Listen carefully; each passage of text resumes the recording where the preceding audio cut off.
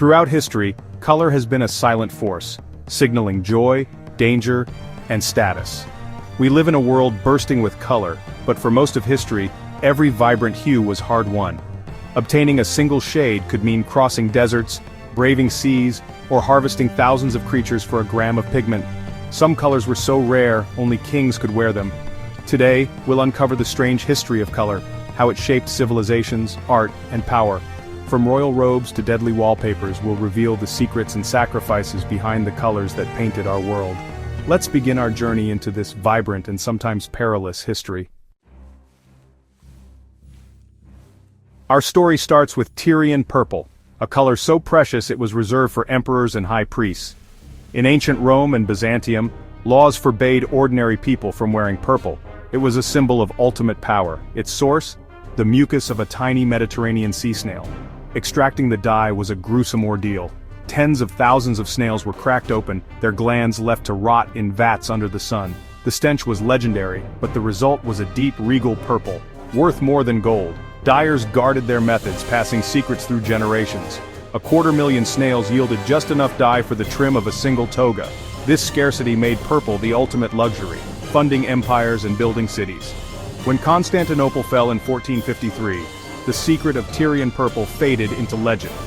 For centuries, the color of kings vanished, until a synthetic purple was discovered by accident in the 19th century. Suddenly, what was once a symbol of power became accessible to all. But for millennia, Tyrian purple was a vivid reminder of the gulf between rulers and the ruled. It was a color born of ambition, secrecy, and unimaginable effort.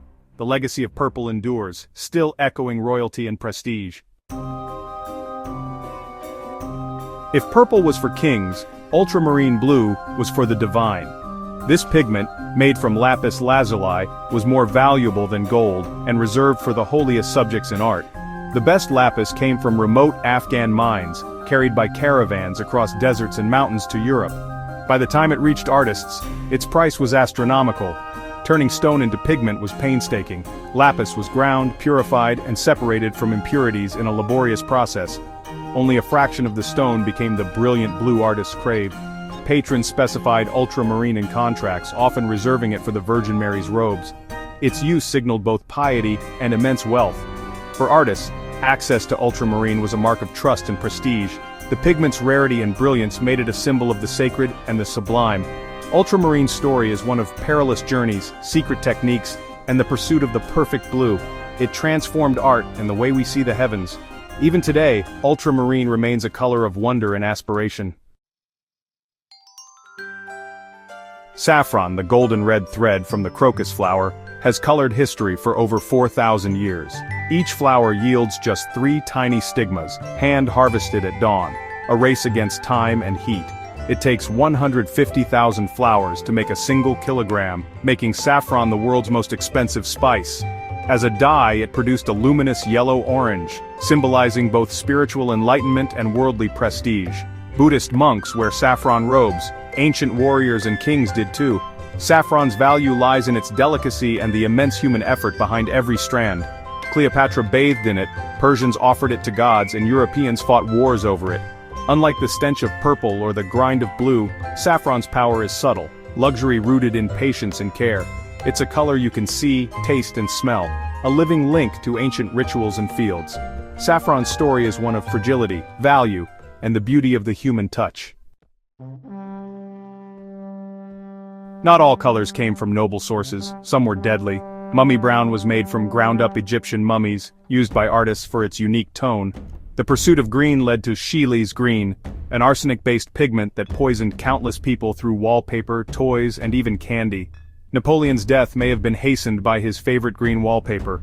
Orpiment, a golden yellow mimicked gold leaf but was laced with arsenic, dangerous for those who handled it. Artists and manufacturers often ignored the risks, prioritizing beauty over safety. These pigments tell a cautionary tale. The quest for color sometimes came at a fatal price. The vibrant hues of the past often hid toxic secrets. The history of color is not just about beauty, it's about danger, sacrifice, and the unforeseen costs of innovation. Our desire for new shades led to both masterpieces and tragedies. These stories remind us, color's allure can be as deadly as it is dazzling.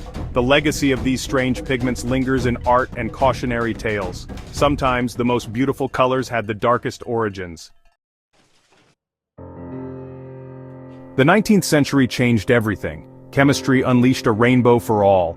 In 1856, William Perkin accidentally created Mauveine, the first synthetic dye, while trying to make medicine.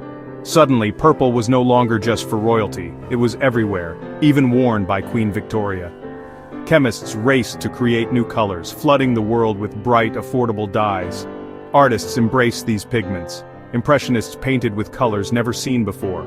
Art, fashion, and design exploded with creativity and accessibility. Today, we specify millions of colors with a digital code, a concept unimaginable to ancient dyers.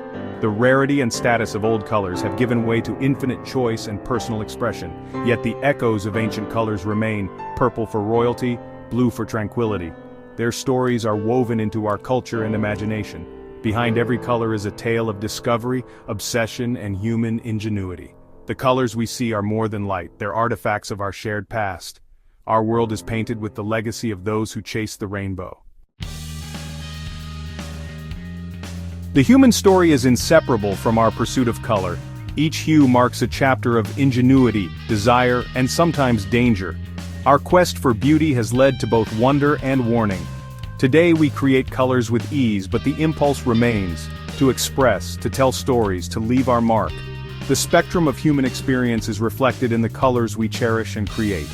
The journey continues. Future hues await our discovery. The world will always be painted with the colors of our imagination.